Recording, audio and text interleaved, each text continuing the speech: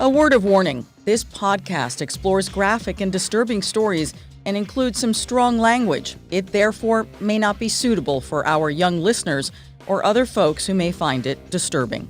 Hello and welcome to True Crime Daily, the podcast covering high-profile and under-the-radar cases from across the country every week. I'm your host, Anna Garcia. We are recording this on November 16th, 2021. Our guest today is Luis Bolaños, a former homicide detective with more than 30 years of law enforcement experience. Luis now runs his own private investigation firm called Get Bit, and you do so much volunteer and pro bono work for survivors of crime. You are a personal friend and you are a friend of the show. Luis, we're so thrilled you're with us today. Happy to be here, Anna. Thank you so much. I'm really interested in this case on so many levels, but I'm so glad to be part of this show. And I'm really glad that you're here because I reached out to Luis a year ago about this case. And I said, Luis, I need your help on a case that I covered 30 years ago. And this entire program is a call to action. Today, I'm turning the tables. I'm asking all of you for help. If we can harness the energy that was used to help solve the Gabby Petito case, if we could just use a fraction of that to help find out what happened to this 11-year-old boy called Mark Himebaugh, I would be eternally grateful. But really, it is his mother, his father, his brother, his family, the people of this small town in South Jersey who have been waiting 30 years for answers. And the most important thing is his mother, Maureen. So it was 30 years ago on November 25th of 1991. He disappeared on the Monday before Thanksgiving. Time and law enforcement, they have both failed to figure out what happened to a little redheaded boy with freckles on his nose. His name is Mark Himebaugh. Mark was 11 years old when he was abducted from this really small town called Delhaven. It is in South Jersey as you're heading down to Cape May, to the very tip of New Jersey. At the time, there were only like 1,000 residents. And initially it was treated like a missing child case, right, Luis? And that's where you lose a lot of momentum. Because he had just taken off to see a fire. There was a brush fire down the street. He said to his mom, I want to go see the fire. And his mom said, okay. And so everyone thought that when he didn't come home that night for dinner, something had happened, that maybe he was still missing, was at a friend's house, maybe, got caught in the marsh, all that kind of stuff, Luis. Those are always the initial feelings on a case like this. Yeah, and I want to talk a little bit about the response for a missing child. So you were talking 30 years ago, and unfortunately, these responses at times, even today, aren't giving the attention that they deserve sometimes for whatever reason, for a variety of reasons. But it has become such an issue nationally on how to handle a response to a missing person. And of course, a missing child just escalates it, that I think departments here in California specifically, they came out with a mandate about 18 years ago through the Department of Justice. And I think this is consistent now nationally. But I want to read a little bit to you. I pulled this off the Department of Justice here in California's site today. And they've added a few things here and there over the years, but it's pretty consistent. And there's a reason why they had to come out, not just with this mandate, but they made it part of post-training, peace officers standard training. So it means when you go to the academy, this is a mandated course in the academy and also through an officer's training phase. You have to learn this and your supervisors have to sign this off. Why? Because it's been a problem historically. And I just printed out, I'm just going to read a paragraph here, but this is titled Message to Responding Officers, Missing Person Investigations. And about midway through, it talks about officers should assume the missing person is in immediate danger or at risk until the facts contradict the assumption. It hasn't been like that always, Hannah. They had to. But you know what? I can say, Luis, I can say in this case, the response was huge and immediate because I was there. I was there. I was a young reporter based in South Jersey. I worked for WPVI Action News in Philadelphia. And I can tell you there were canine units out that night that finally, when the Coast Guard could fly their helicopters, it was the Coast Guard that lent the air support. There were so many people who had volunteered to get out there that night. It was cold. I'll never forget how cold it was that night. Again, it's the week of Thanksgiving. You're by the ocean. It's windy. And this little boy with some special needs is missing. So, but I will grant you this, Luis, again, that the response was huge, right? The response was huge. But again, it was treated as a missing persons, right? As a child who wandered off, as opposed to a child who now authorities believe was abducted. He was kidnapped. Right. And I think that's the spirit behind this mandate here, because it goes on to say officers and investigating approaching the initial investigation in a less than serious manner. And I get the difference. There is a time in an investigation where it turns all of a sudden. Could be in the first few minutes or the first few days, from just a missing person to expecting the worst.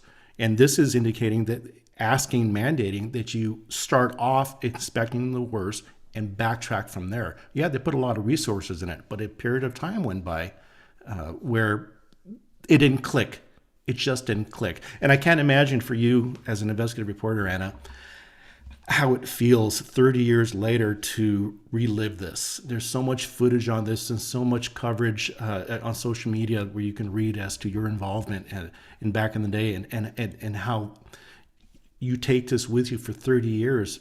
Investigative reporters, peace officers, we all have cases, cold cases specifically, that were never solved, that you carry with you for the rest of your life. And this one is resurfacing again. But I know it's personal for you. I know that. It is. It has haunted me. I was really young back then, and I wish I knew everything that I know now and had the skill set that I have now. I think I would have been such a better reporter on this, but I was who I was. I was a young 20-year-old, but I was dogged without question. And yes, this has always haunted me because I think everyone who's ever worked this case, and I've stayed in touch with people over the years, that anyone who's ever worked this case has always felt that they have failed the mother. And I'm going to say that to Maureen, because Maureen Himebaugh is going to come on in a few minutes. We're going to talk to her. We're going to talk to McHale, who is a retired officer from the Middle Township Police Department that was the lead investigator on this. And he has dedicated the last 10 years of his life or more to working on this case on his free time to help Maureen. I think when we're going to show you some historical video from the time, and you're going to see Maureen, and then when Maureen comes on, it's like no time has passed. She's the same, and still hopeful and waiting. She still lives in the same house.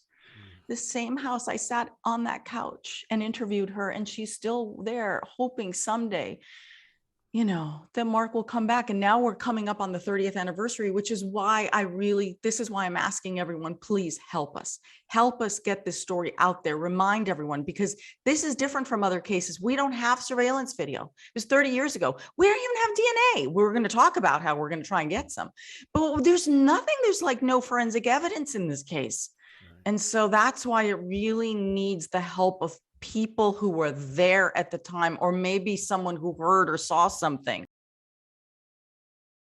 So as I was saying, Luis, at the time it was missing persons, right? As a missing child. And then as the hours and the days passed, it became clear that this was far more of a dangerous situation. And then the FBI and the New Jersey State Police were all brought in to investigate. It was a huge story. It was everywhere. Not only was it everywhere on television. Remember, there was no internet back then. There was, some people had cell phones. We had satellite phones in the news trucks. That's how we got stuff done. But his photo, flyers were everywhere. Posters were everywhere. There were traffic stops everywhere to get Mark's photo out there. So I want to show you what the news coverage was like at that time. We're going to play a clip now. Not located the boy. He was last seen Monday afternoon near a brush fire. Rescue workers using bloodhounds have found one of his sneakers and some footprints on Sunray Beach. Officials continue to investigate the possibility Mark could have been abducted from that area. They continue to question his parents. Luis, it was massive. It was a massive case, and it's so jarring, like, to see yourself 30 years ago and to realize you're still reporting a story that has barely moved from where it was 30 years ago. Okay, so Luis and I are going to go over the basic details of this case. Then we're going to bring on Mark's mother, Maureen Himebaugh, and then we're going to bring on Rich McHale, who's working on a book, by the way, on this, which will be out soon, and we're going to talk about that as well. And then I want to talk about some amazing news that we're going to share about DNA. So those of you who are regular followers of this program know that Othram Labs, which is that DNA lab out of Texas that does extraordinary work with degraded DNA, they are the lab you turn to when no one else can help you. And if you follow cold cases, practically every week, Othram Lab is associated with clearing a case, solving a case that is old and like had nothing going for it. And I made a personal plea to the CEO of Othram Labs. And so we're going to talk about that as well. So let's get into the basic facts, Luis. And then I want to hear your perspective on this, because again, I turned to you a year ago. I know you've had access to a lot of reports, much of which we can't make public. Mark disappears after going to see a nearby marsh or brush fire, and he had the permission of his mom. His mom goes to run some errands. Now, because of the fire, traffic has been rerouted in the area, and it takes Maureen an extra amount of time to get home because there are all these detours. As a result of that, people are not driving their normal patterns. She's late getting back. She gets home. Mark's not there. She's calling all of Mark's friends. Remember, you had to call the house back then. Calls the friends. Nobody's seen Mark. Then she gets nervous. Now it's dark. She calls the police. And that's when it's a full-on missing child investigation. At 9:30 that night, a sneaker is found on the beach nearby the house. Now, it's a high top sneaker it was very popular at that time. It was made by LA Gear. We have a picture of it. We're going to put it up. There was only one sneaker found. And here's what's interesting. We also have photos of Mark wearing a pair just like that. Mark had broken his foot or ankle. His mom's going to explain all this. And so he was wearing his older brother's LA Gear sneakers because his foot had come out of the cast. And so that's why everyone was so aware of what he was wearing. But it also makes you think, Luis, was that sneaker there because someone tried to yank Mark off the beach and in the struggle, the sneaker fell off?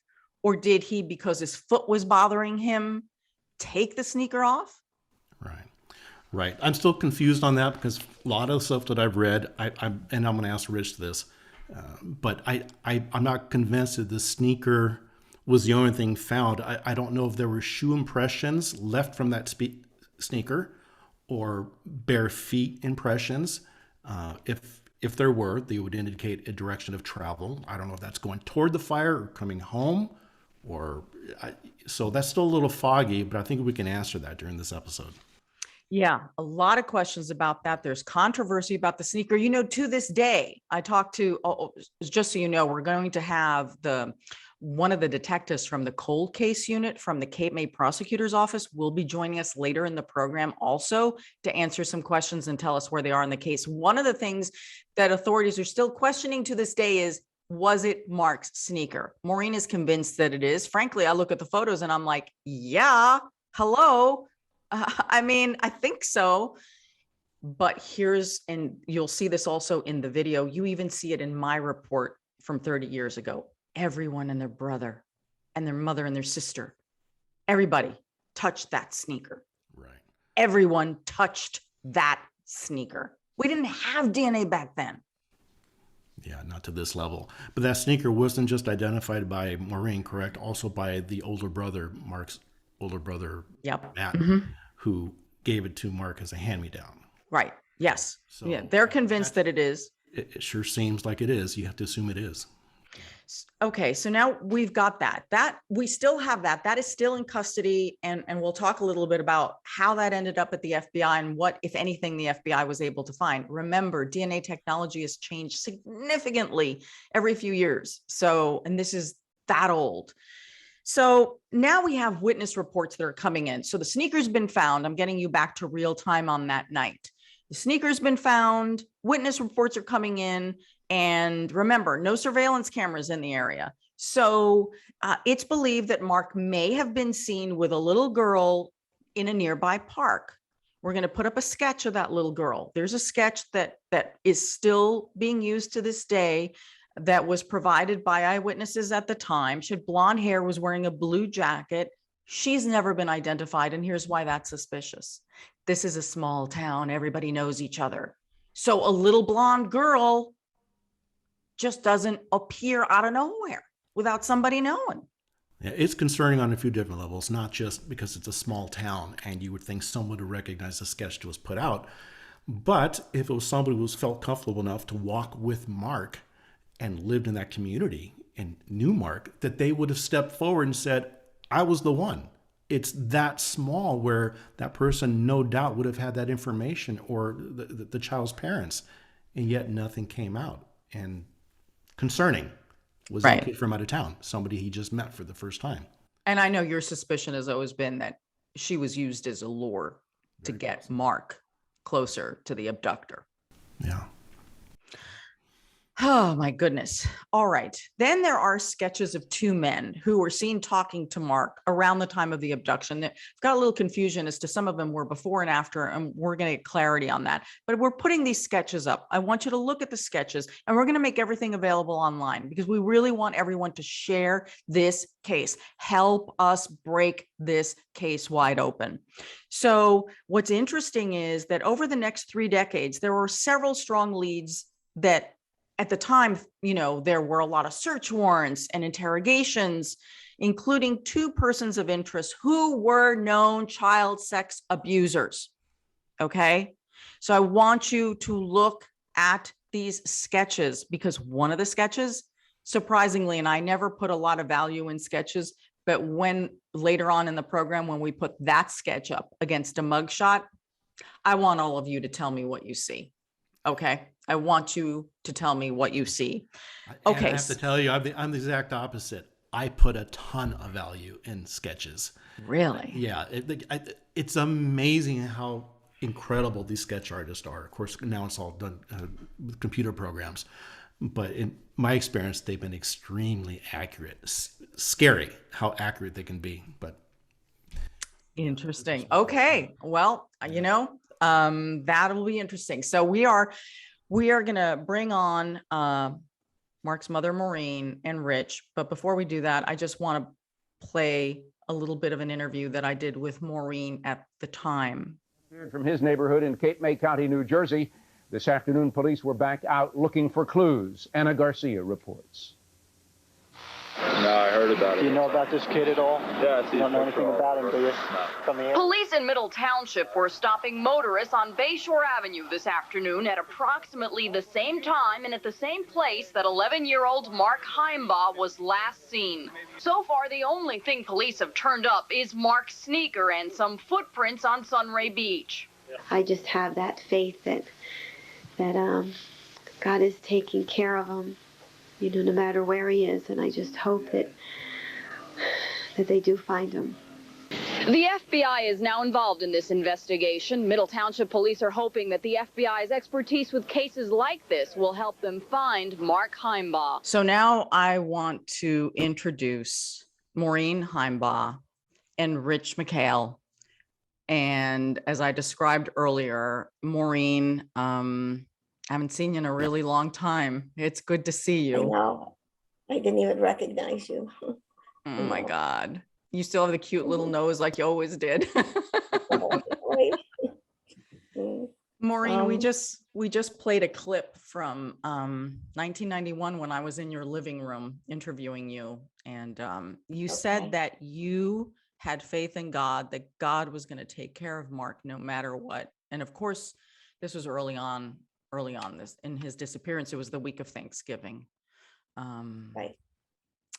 Maureen, how have you managed all these years? I don't know. I don't know. I think I stay positive because I look for the positive and the good. And because I've been through an awful lot, even through these years. I've been through a lot of interviews, a lot of magazine interviews, television interviews, and they've all been hard. But the one thing I want to say, I'm sitting here and I can see straight out my front bay window, which my living room pretty much is the same as you remember it, but I can remember it like it was yesterday. I can remember seeing Mark. I can remember that he, I believe, asked to go see the fire. In the interim, my neighbor asked me to take her to pick up her car. So what I did is I came out of the house, but I didn't get in the car yet. I looked to the right and I saw Mark walking down the street and he was coming towards me. So I walked towards him up to my mother's house next door. And I said to him, Mark, I said, I'm just going to take Ann to pick up her car. And his last words were, okay, Mom. He was positive, happy, not at all in any bad way that they would have thought that day that he would run away or anything like that. He was very cheery, happy, just the way he always is. So that's the last way I remember him. And I can see him like it was yesterday. I can feel him. I just wish he had gone with me that day, but he didn't. He usually did go everywhere with me, but he didn't because of the curiousness of the fire. So, okay. So enough of that. That just makes me cry. I'm sorry, Maureen. I said at the beginning of the program before you and Rich came on, I said to Luis, who's a dear friend of mine, and he's a private investigator, homicide detective. Has a big heart. And I just said, I feel that all of us, that we have failed you, that whether we were reporters or we were investigators, I feel the fact that we're sitting here 30 years later, that we failed you. I don't know what I could have done differently, but I feel so bad. No, because they always say, there's always that saying that it could be right in front of us. It could be someone on this street. It could have been something that happened close to home. I don't blame anybody, I have even been through people in prison who said they did it. There was 2 of them on 2 different occasions. And they took me in and said, well, they'll confess if you don't do the death penalty. Of course, I said, fine. But that they didn't really come forward. So, I mean, that kind of thing, even if I've seen shows like that, not that I'd forgive the person, but I wouldn't be like that I want to kill them or harm them or anything. I just want the justice and I want the answer, I want the closure. So, not that I'm doing this for you today. It's, every Thanksgiving is difficult. And it's one of my favorite holidays. I love Thanksgiving because it's all about family. And Mark he would like that I'm doing this, that I'm moving forward. And that even if I get an answer, no matter what it is, whether he's not with me and they found him and it's terrible, I could deal with it. And even if he came home and didn't know me and he was a different person, I could deal with that too. I've told myself all those things, but in my heart, there's a real strong part of me that believes he's up there in heaven, because I've told many of people, and I'll say it again, I feel him all around me all the time. It's almost like when I'm driving and I have some balance problems, dizziness. I even almost fell asleep coming home from work one day and jolted. And I feel like he's taking care of me. Does that make sense? Absolutely. And I try to tell myself that he's taking care of me, maybe not from heaven, but spiritually, if he's out there, he's connecting with me. That's kind of my hope, because I have to believe, like JC Dugard, I keep thinking of that story so much, and I so much want that to be my story. So, I know. I don't know how every Thanksgiving I think of you, and it's it makes me so sad, and the only reason I'm asking you to relive it today with us is because I feel really strongly that because there is so little evidence, because it was 30 years ago, we didn't have surveillance videos, we didn't have GPS on phones, we didn't have really cell phones, the DNA technology was non-existent. So because of that, I want to do a call to action, and I'm asking everyone to share this story because somebody knows something, right? Somebody knows something. And that's the only reason I'm asking you to relive this horrible moment, because, I don't know who could possibly listen to you, Maureen, and not want to help. Yeah. I just don't, you'd have too cold a heart. So speaking of really true, wonderful hearts, I want to bring in Rich, who's retired out of the Middle Township Police Department. Rich, you're too young. You're too young to have worked this case 30 years ago, but you were very committed to it. And you've been a huge, huge support to Maureen. Thank you, Anna. And although I may look young, the rings around the trunk are there because I was on the police department at that time. I was a young patrolman. I had about 3 years on, and I was not directly involved at that time. I was just doing the patrol assignment, if you will. And we had rotating shifts. I know we worked a week on each shift and then rotated around. And I often try to think back to those times. And when I'm replaying the video of you interviewing Maureen in her living room, I mean, I remember those things like it was yesterday. And I personally didn't get involved in the investigative effort until around 1996, when I first went into detectives. So Maureen has set the day, right? She set the day. So I want to get to the sneaker, because I think that that's a very important part of this. So Rich, from your perspective, there's been a lot of debate. Is it or is it not Mark's sneaker? Well, Maureen can tell you, and Mark's older brother Matthew can tell you that it is the sneaker that Mark had, because they were originally Matthew's pair of sneakers that were hand-me-downs to Mark. And one of the reasons is because of the fractured foot he was recovering from. He was no longer in the boot cast, but the larger size was more comfortable for Mark to wear. So without a doubt, they were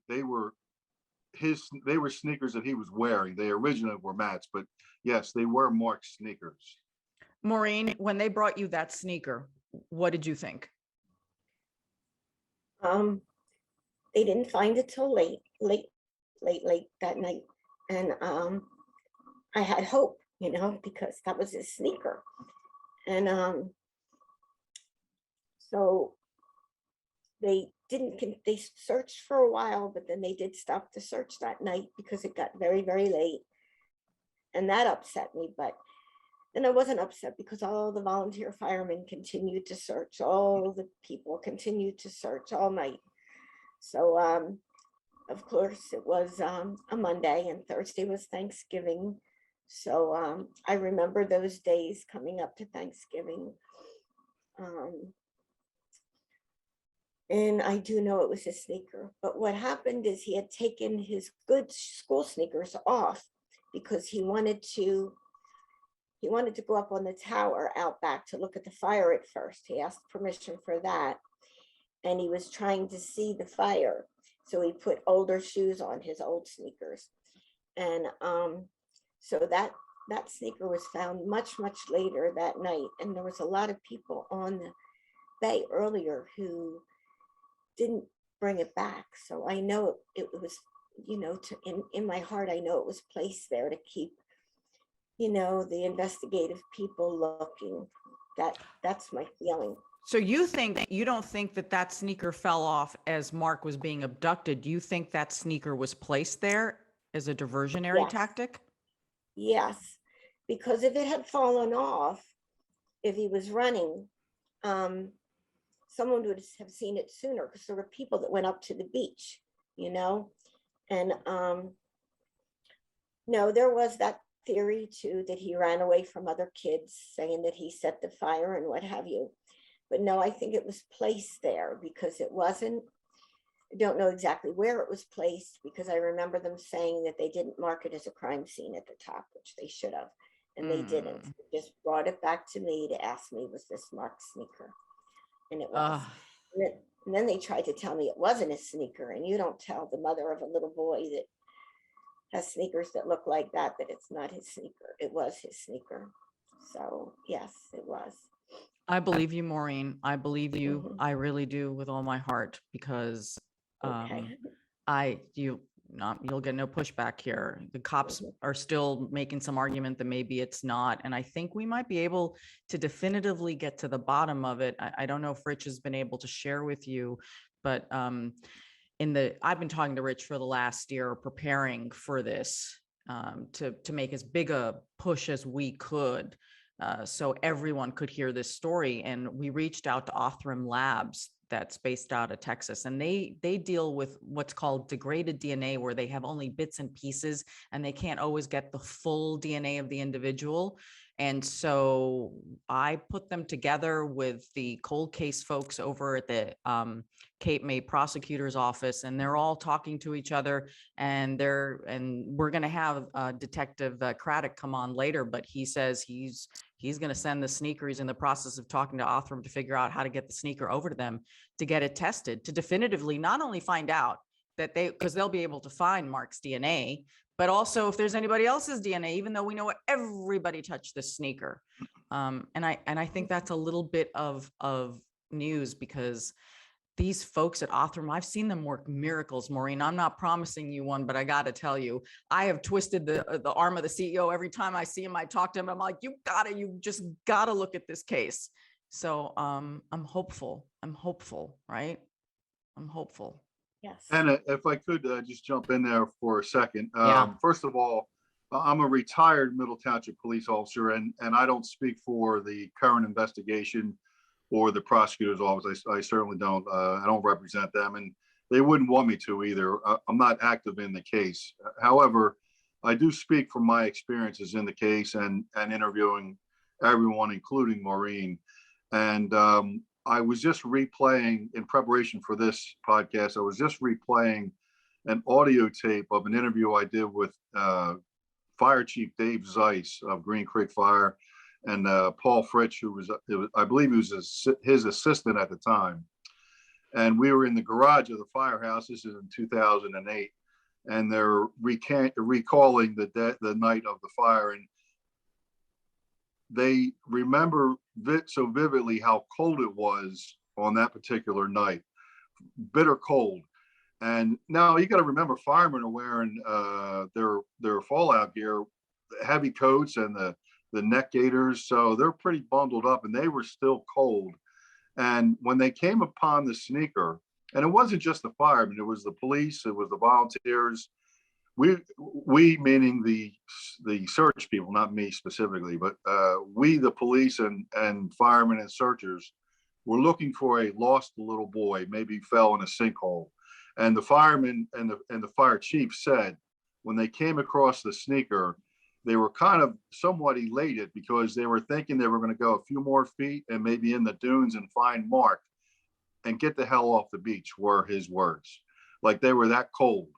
And that's all they were thinking of. They even Skip Peak, the sergeant who handled the initial call, a veteran police officer, at first they were looking for a lost little boy. And Mark was taking some medication. He wasn't handicapped. He wasn't physically or mentally incapable of taking care of himself.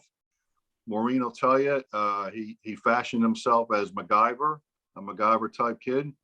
He climbed on the roof of his house to look at the fire. That I couldn't do that. That's how physically capable he was. And all of his friends through the years that I've interviewed will tell you, Mark knew that area. So any water hazards, he would have been aware of that. But the one point, the initial point I started to make here is that it was so cold that night, and searchers were looking for a lost little boy or runaway boy, and they were going to find him and get off the beach and get off the search. And that's not the way this case, Well, 30 years later, we're still that's here, not where right? we are. That's Yeah. not where we are. And, Louis, Maureen pointed out something huge here, that where the sneaker was found on the beach, no one ever taped it off as a crime scene. It just wasn't, Louis. And we all know now that's not great. What was the mentality at that time from the law enforcement and the rescuers and the first responders that found the sneaker? Were they still in search mode, or were they starting to click and we have a potential crime here? It was a different time. 30 years ago, these things were handled differently. It's amazing. Maureen, I just have to say, I agree with Anna 100%. What I just heard you say, I don't know how in the world anybody could hear those words and not want to do everything they can to possibly help. Even 30 years later, that you are an amazing person. That was just very, very powerful and really resonated with me, as I know as it does with Anna. And I know it does with Rich. He's been hearing your words for a while, and I think that it's amazing. Yeah. It's rare to have somebody keep a case like this close to the chest and actually act on it over the years. Mm-hmm. And so I salute you, Rich, for that. I think. Thank you. Yeah, it's amazing, and it states the type of person you are. I have a question about the sneaker, because I'm still a little foggy in this. When the sneaker was found, were there any shoe impressions or foot impressions found in the vicinity of that sneaker that were consistent with the size? There were, and they were not. It was two sneaker impressions up to the sneaker, and then beyond that point, it was one barefoot impression, one shoe impression, up to a point where it becomes it goes into the soft sand, and indiscernible is what the wording in the report was. What they did at that time was they used the canine dogs were searching a different area. They brought them to that area. They used the sneaker, no, actually they used personal a teddy bear or something of Mark's as a scent article, and then the dogs tracked his scent from that point to the next beach was the next paved road, Roosevelt Boulevard, which was about almost a half mile north of that location, and as if a vehicle were waiting, because the dog scent stops right at the when you come off the beach right onto the street. So the shoe impressions and the foot impressions were consistent with the size, even though they weren't specific and discernible? They were consistent, and it was as if somebody were walking. There was no sign of struggle there. There was nothing else to lead us to believe anything else had been going on. Our chief of police at the time, Raymond Saunders, who happened to be the first black chief in Cape County, was a big juvenile justice advocate, and he had an affinity for I don't know where he learned it. He was an older guy when I came on the department, but he just his big thing was juvenile justice. He had just started the juvenile officer program, and Scott Webster, who becomes the main detective in this case, along with Fred Tiesenfitz, they were juvenile detectives. They knew the neighborhood, they knew the kids in the neighborhood, and so they were called in to look for Mark. And again, it was a lost or runaway boy. We weren't looking at an abduction, or so we thought at the time. Right. So, Rich, what's your theory here? Because then, we're showing all of the sketches, the original sketches, the sketch of, there are some witnesses who say that they saw Mark with a little blonde girl at the park.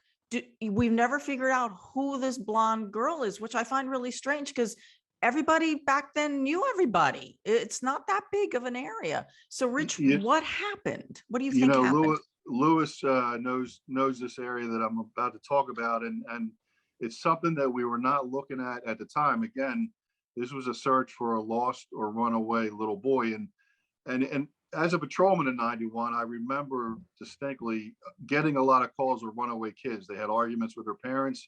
we'd find them under the house, in their bedroom. That was a very common call. What was uncommon, in fact, it was unheard of, were of child abductions in Cape May County and Middle Township. We didn't have any.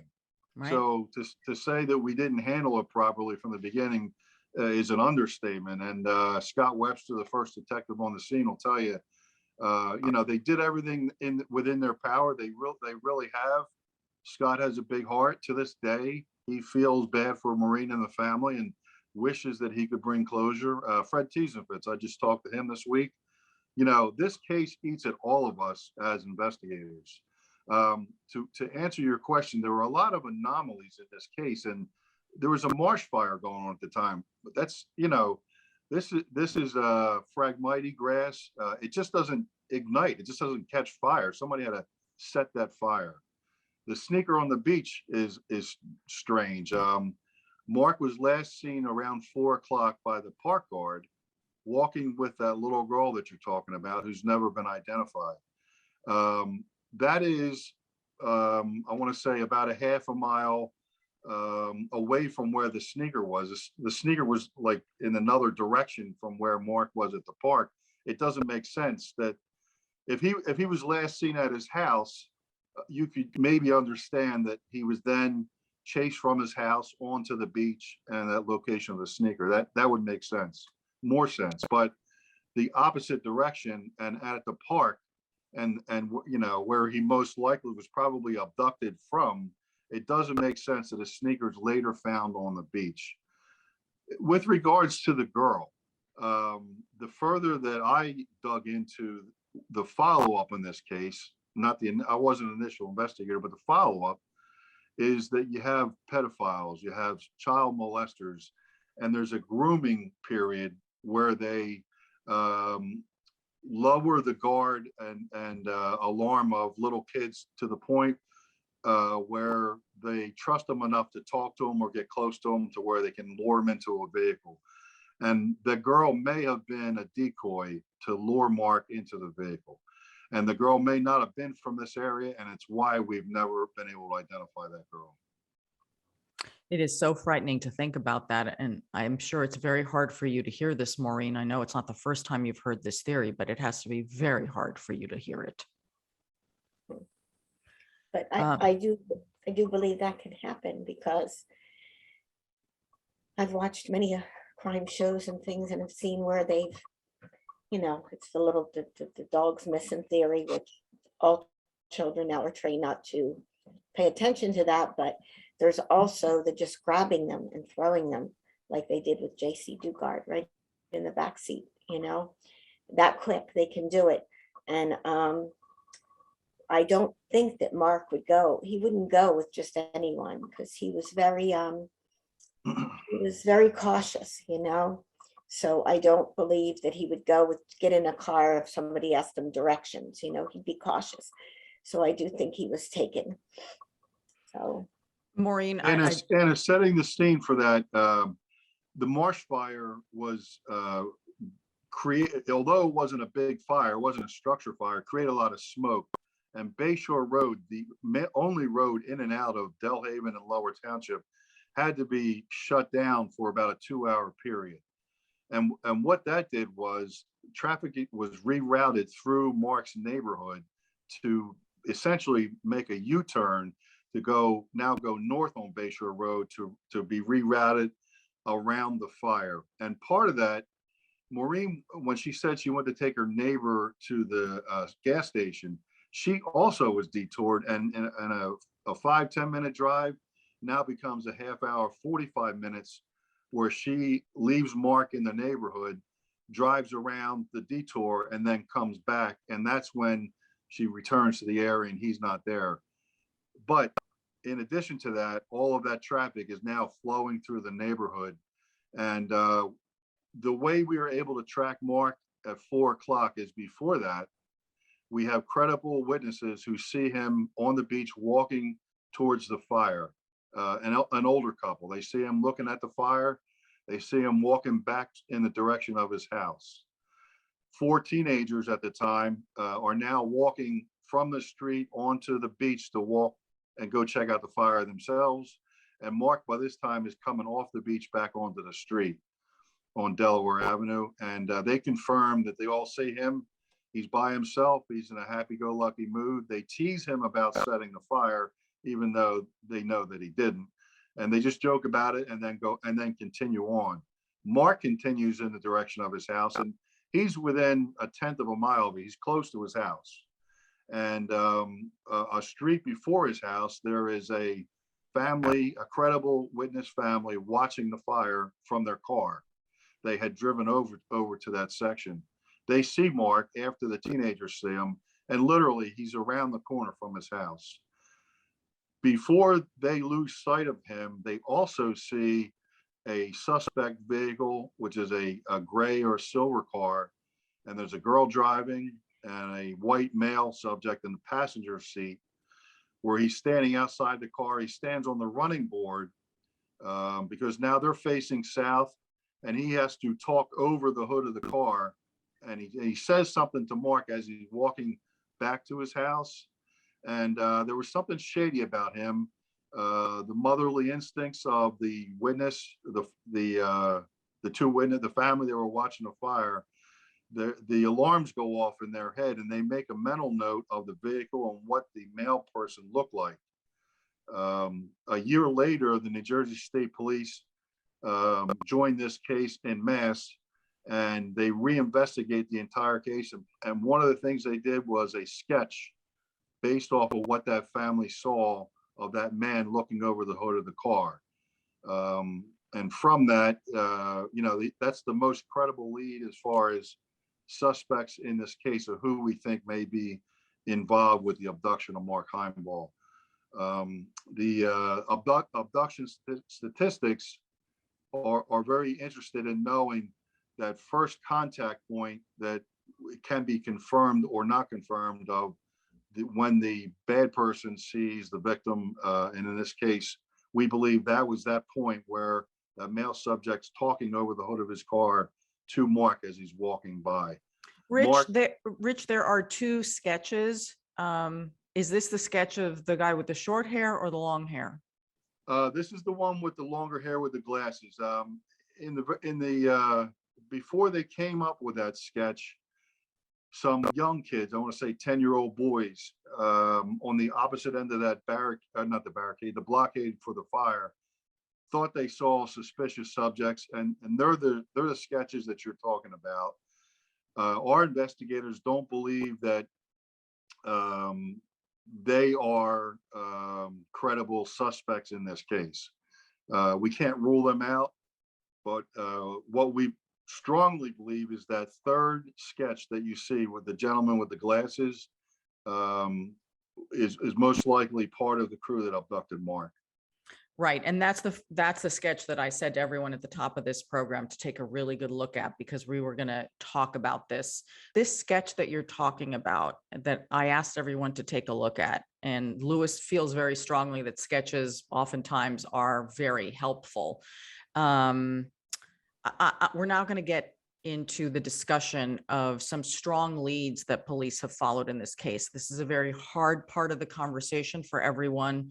I'm going to be as gentle as possible, but this is very, very graphic, the allegations that have been made here. So, Rich, in 1993, which would have been 2 years after Mark's abduction, a male sex worker, a prostitute, comes forward and says that he believes he's seen Mark Himebaugh in a graphic, violent child pornography video. This former male prostitute, Thomas Cole, tells police and the media that his former client, who is now a convicted child sex offender, Thomas Buttcabbage Jr., had Mark shackled, handcuffed, and with a ball gag in his mouth. He came forward because he believed that that was Mark. And the reason he believed it was Mark is because Mark's picture was everywhere at the time. We may not have had the internet, but his photo was everywhere.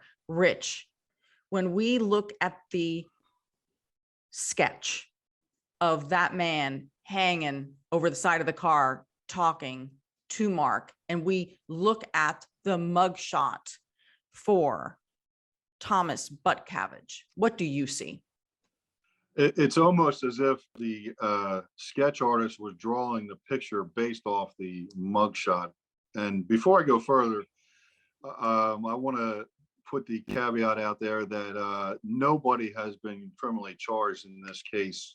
Correct. There are no formal charges. There are persons of interest. We don't even use the term suspect. There were people where we came close or thought heavily that they were suspects at one time, and Butkabbage certainly fits that realm. But I want to say up front that neither he or anyone else has been criminally charged in this case, and I think that's important to say. It is very important. He was never charged. He was questioned. There was a search warrant of his home. There was a polygraph done as well, and he failed that. So, Rich, what do you make of this lead? Looking at the sketch, and that sketch was drawn before the Daniel Cole was his name, by the way. The prostitute, before he came forward, the sketch was already completed. So it isn't as if the sketch was they tried to make it look like his mugshot. That didn't happen at all. That sketch was drawn months before Butkabbage was arrested. And the reason why he was arrested is during a search warrant, he was in possession of marijuana, and that was the charge, unrelated to the Heimbach case. But because he was in possession of controlled dangerous substances at the time, he was charged, and his photo was taken. And when you look at his photograph, his mugshot, it's as if the sketch artist literally drew his sketch based on the mugshot photo, to answer your question. Luis, what do you make of this?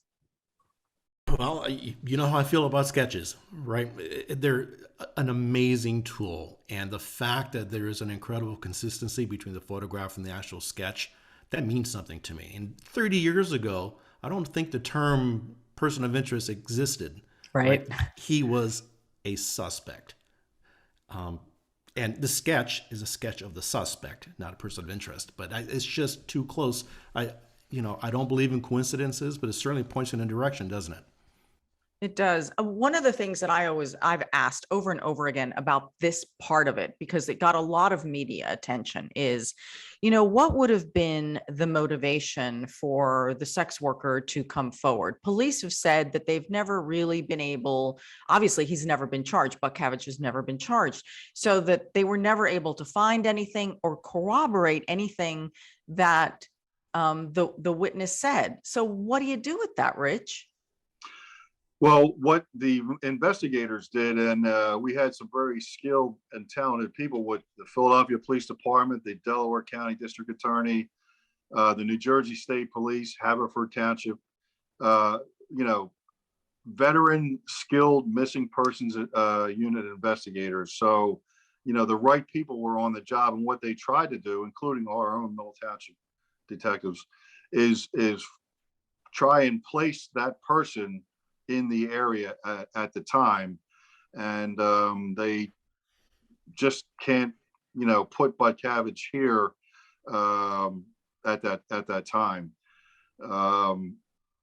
What they were able to do is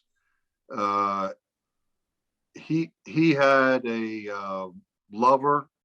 Butkabbage had a male lover, and the lover had a roommate, and the roommate is from Cape May County, and the roommate's father was in the barbershop quartet with Mark Himebaugh's father. So we were able to make a very loose connection with Butkabbage and Mark's father. Wow. Maureen, any opinions on that? I'm aware of it. And it's possible, but I thought I had also heard that he, even though he wasn't placed here the day Mark disappeared, but he had been to that campground, which is close by off of 47.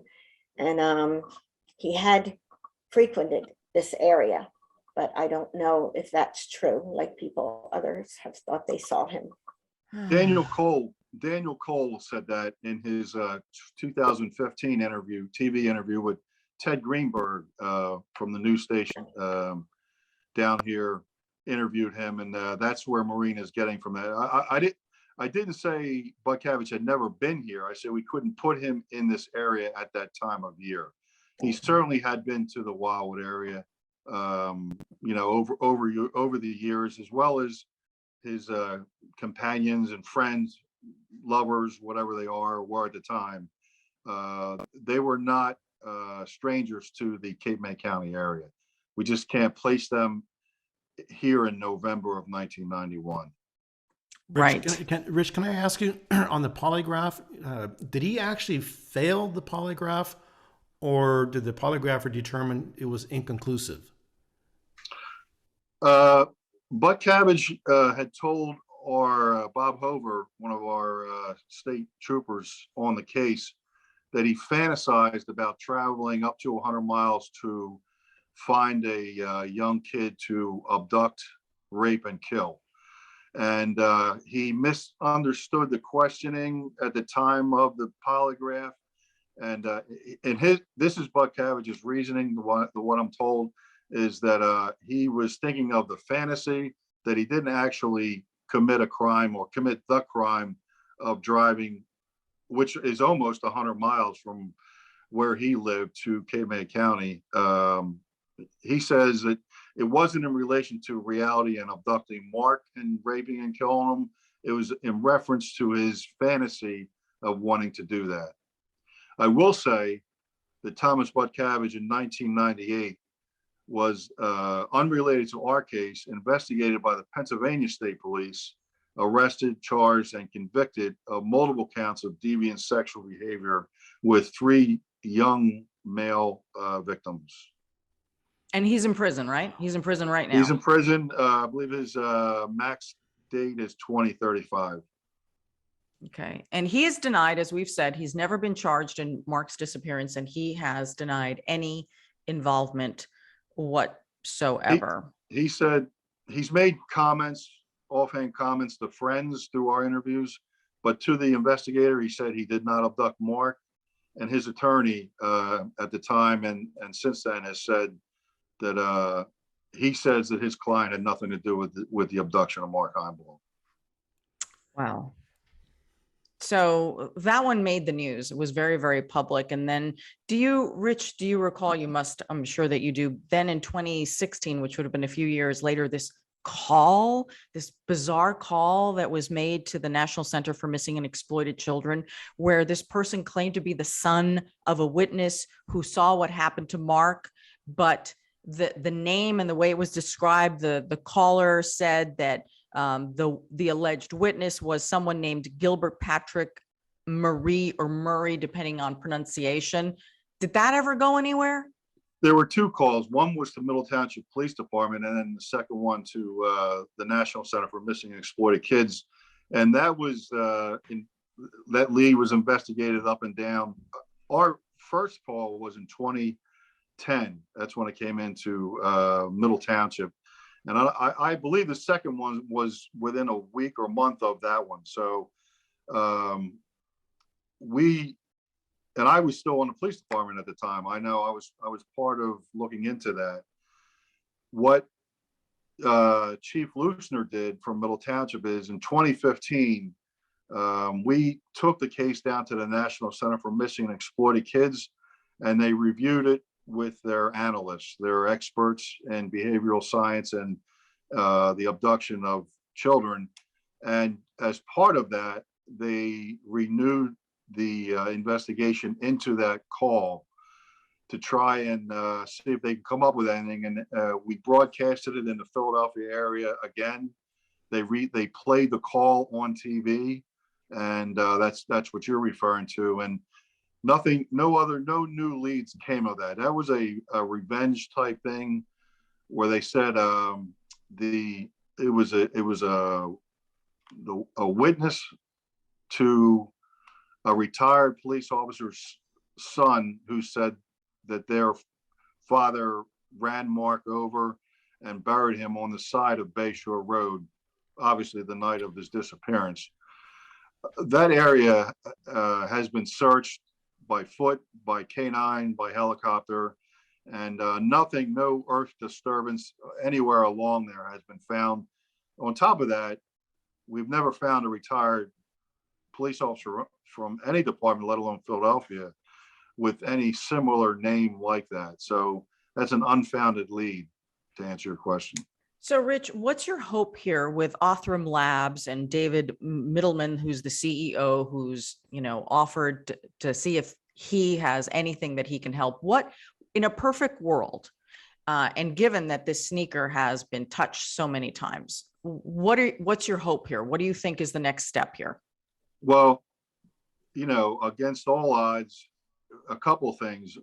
The first would be that we could positively identify Mark's DNA. That's never been done. We use mitochondrial DNA, which is mom and dad combination, and the general markers, which are pretty close to what Mark's DNA is, but it's not his exact DNA.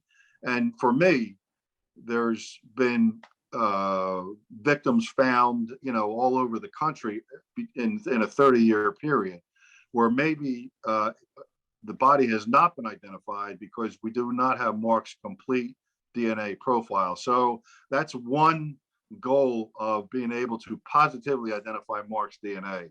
For any previous searches, any future searches, we can positively identify Mark's DNA and say that is or that isn't Mark Himebaugh. And that goes for living as well as deceased. I mean, we may come across somebody who is alive and we can't confirm their identity, and that could be one way to do that. And then do you have any hope? I mean, it's a long shot, right? The Othram has said this is a real long shot to find anyone else's DNA on there. But that was the second thing I was going to get to. That's obviously probably the primary thing that you had even brought up before. Let's say that Tom Buckavich's DNA is on that sneaker. It should not be on there whatsoever. He doesn't know Mark Himebaugh, shouldn't have any contact with him. His DNA should not be on that sneaker. And if he's saying he had nothing to do with it, and if it is, we can connect him to the case, as well as other, Louis doesn't like this term, person of interest, but I don't have the authority to call anyone a suspect, who hasn't been charged or about to be charged in our case anyway. Yeah. And there are other people that we've looked at that we don't rule out for one reason or another. And if their DNA is on there, like just in the case of Buckavich, it shouldn't be at all, and we can link them to the case. Right. I get it. And the reason we can't name anyone else is because this is the only one that's been named that was made public. He denied it. And so we have to be very careful. We can't just be accusing people. When is the last time that anything was tested in regard to this case? I know stuff was sent to the FBI, but that was a long time ago, right, Rich? This is something that Major Cradock can probably answer better than me, because first of all, I retired at the end of 2010. And I've kept close to the investigators, but I don't know the day-to-day workings. My information is the most recent stuff.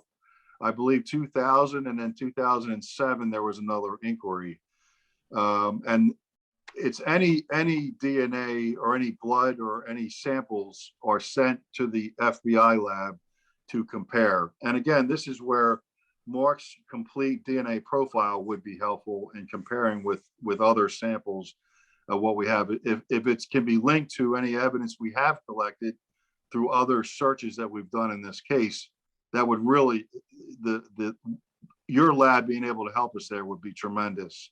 Yeah. I don't know if I answered your question or You not. did. No, you absolutely did. And I will ask the Detective Cradock, when he comes on in just a few minutes. So Maureen, like all moms, I'm sure you held on to Mark's baby teeth, and you must have other things that would have his DNA. I do. When you talked about the DNA, as far as blood and all, I remember that was very strange that they couldn't get it when he did have blood work, but they couldn't seem to get DNA from hospital when he was in a hospital at one point. But as far as saving things, yeah, I remember them wanting me to find I had some red hair, like his haircut, or I did have baby teeth, but I didn't know if they were Matthew's or Mark's. And then, of course, I have his medicine that he was taking that week. And not that he touched that, but I did, putting it in there. But I still have that medicine that's just starting to finally, the one of them, disintegrate a little bit because it's 30 years old. He took one pill in the morning and he was supposed to take 2 at night. And the only pill missing, because he disappeared on a Monday, was the Monday morning pill. And I still have those pills because if he comes home, I want to be able to say, look what I saved, but you can't have them now, you know? But I did save them. Just, I don't know why, but you know, I have a few things. His the troll doll he gave me and the little gizmo that he loved, that movie, you know. So anyway, a few things, yes, I have. Okay. But any DNA things, I don't know. Well- Anna, in reference to that, Maureen has given the investigators, she's given it to me that I forwarded to. She had hair from his first haircut saved in an envelope. She's given me teddy bears of his, other items of his that I forwarded, and they have tested, like the hair, it didn't go down to the root. So they weren't able to get Mark's DNA from his, although it was his hair and it was untouched, it wasn't down to the root, which would contain his DNA. So that's things that Maureen has given us, things to send to the lab, and that's why we haven't been able to get a DNA profile from them. Just not a complete sample, if you will, to get Mark's complete profile. Oh my goodness, Maureen, we're gonna move on to the Middle Township Police, and specifically the prosecutor's office, Detective Cradock, to get an update from him as this anniversary looms. Maureen, I just want to thank you so much. I'm sorry that we put you through this again today. It's okay. Thank you for helping, and we're going to do everything we can, and let's see if we can jog everybody's memory. No, it's all like we've always been told. Even Matthew said he learned that when he went to see with his father, who was it, that he's a big advocate of finding John children. Walsh. John Walsh. Yeah, he said you have to keep their picture out there, you know. And the story, just like you doing this, the farther it goes, even if it's in another state, you never know if there's somebody there. Even if the person who took Mark is no longer alive, somebody might know something, you know, family member in another state, another country, whatever. So I appreciate everything that you're doing, and especially what Rich is doing, because we're determined that we're going to get closure, and hopefully it'll be this year, you know. yeah, let's work on that. Let's really all work Yes. on that. And you, Maureen, you mentioned Rich's book, which we want to mention before we move on. You have a book coming out about this. Yes. Yeah, it's called Where is Mark? And it's why we're here today. And it's not so much of, I'm not a writer, I'm not an author, but I'm very passionate about finding this 11-year-old boy, you know, for his sake, for his family's sake. It's just a wrong that needs to be righted. As a father, I have 2 children, as a police officer, as a community member, Ron Frame, Bobby D, there were searchers out there, you know, on their own time looking for Mark, because it's the wrong thing that happened. And, you know, we need to bring closure. And I'm hoping through your podcast, through the book and the publicity from it, that the people that know what happened come forward. Rich, thank you. Maureen, thank you. It's beautiful to see you again. I hope that the next time I see you, it'll be some good news. Yes, I hope so. Thank you so much. So now for the very latest on this investigation, we are joined by phone by Detective Marshall Cradock, who works in the Major Crimes Unit and the Cold Case Squad at the Cape May County Prosecutor's Office. So this is where Mark's case is. Detective, thank you so much for joining us. We just had Maureen and Rich on, and, you know, Maureen still is as hopeful as ever that maybe this will be the year that this case is solved. Can you tell us where you are in this investigation? Well, currently every lead that comes in, we follow up. We either exhaust it, eliminate it, or continue on with it. I mean, currently that's where we're at right now. We're still following up the case, still looking into it, and still trying to get rid of some of the old leads that came in that were never eliminated. It's a constant investigation that goes on forever. It does feel that way. And, you know, we really hope that this is the year with the anniversary coming up, because, Detective, there were no surveillance cameras, there were no GPS on cell phones, no cell phones, all of this stuff. What do you have to rely on as far as evidence in this case? Well, actually, we have to rely on the public. They're our eyes and ears. They're the ones that saw everything. They just don't realize that possibly they actually saw something that is significant. And that's where, when your show and your podcast comes into play, hopefully that'll stir somebody's memory, and they'll start to think about that and say, you know what, I saw something. And they may not have thought it was important, but it is. It could be just the key that we need. And it's got to be scary going on 30 years now. I mean, people are starting to pass, you know? Well, that's always as you well know, that's always a problem with the cold case investigations. Hopefully we'll come to a successful conclusion before that starts to happen. I do want to just talk with you briefly about Othram Labs and David Middleman, who's the CEO there. And I know you all have had some preliminary conversations. What's your hope there? My hope is that obviously technology moves forward and it gets more and more sensitive and a lot better. I've just had the opportunity to speak with the detective from Middle Township about absolutely looking at everything again. And we do this periodically anyhow, to see what we can submit and possibly come up with a lead. And again, as technology moves forward, so does the investigations, and hopefully we'll come up with something that'll be significant. Do you recall the last time anything was tested, or when the FBI tested any of this? Because technology, as you say, has changed so significantly. Yeah. I really don't. Again, I came into this investigation a little bit later on, and right now we're just going over everything, just to make sure that no stone's not unturned. Louis, do you have any questions? Yeah, Detective Cradock, is there anything specific that you'd like to share with our viewers or listeners? Any information you're looking for, anything that you want to make sure people know about this case that may resonate with them and help point your investigation in a certain direction? Well, that's kind of difficult, as you well know. There's certain things that obviously we cannot let the public know. I mean, we're working on.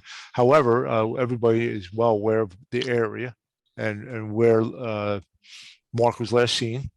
And it would be important that if you were in that area at that time, during that time frame, and you saw something, that if they were to give us a call, and and if they don't want to call us directly and leave their name and all, we have anonymous numbers that they can call and leave the information, and that, no matter what, that'll be followed up. I mean, and that's really critical at this stage of the game. Well, we appreciate you coming on here. We knew from the very beginning that you weren't going to talk about any potential persons of interest or any details of the case, that those were the conditions. We understand it's an active investigation. And thank you so much for coming on, Detective. And we hope this is the year this gets solved. I agree. Thank you very much.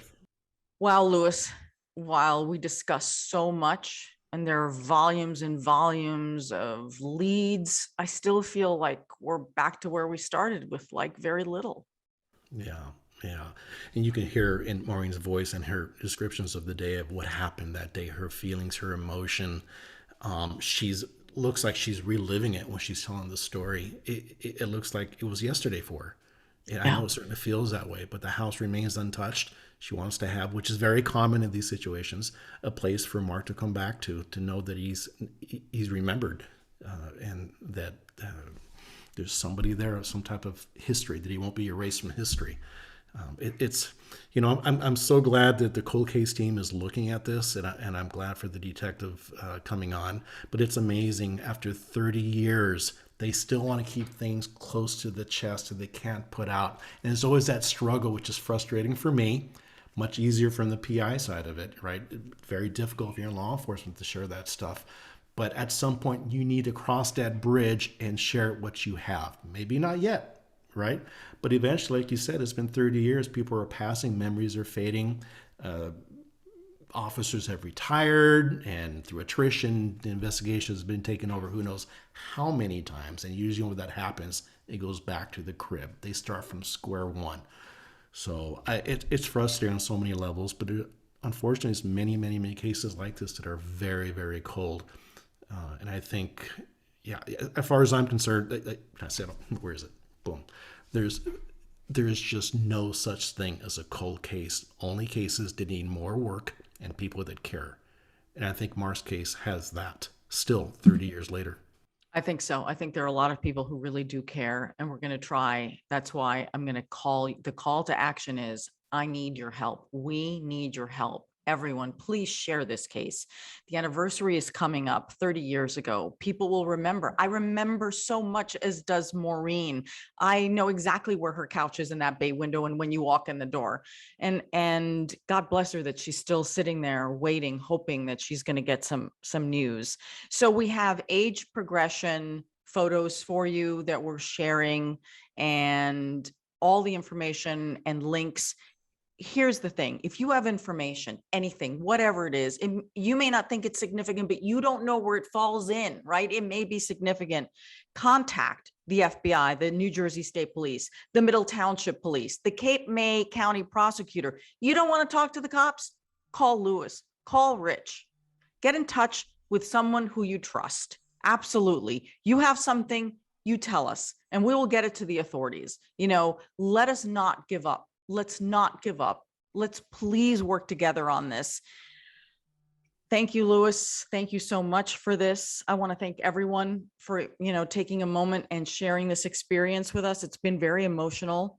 That's it for our episode today. Luis, where can people get in touch with you in case they have information? Please, you can find my entire social media footprint at getbitinvestigations.com. All right. Of course, you can find this podcast wherever you get your podcasts. You can watch on our YouTube channel. You can subscribe to our newsletter. But whatever you do, please take a moment to share this case and see if we cannot help figure out what happened to Mark Himebaugh. Thank you so much for joining us. I'm your host, Anna Garcia. And as we always say, don't do crime.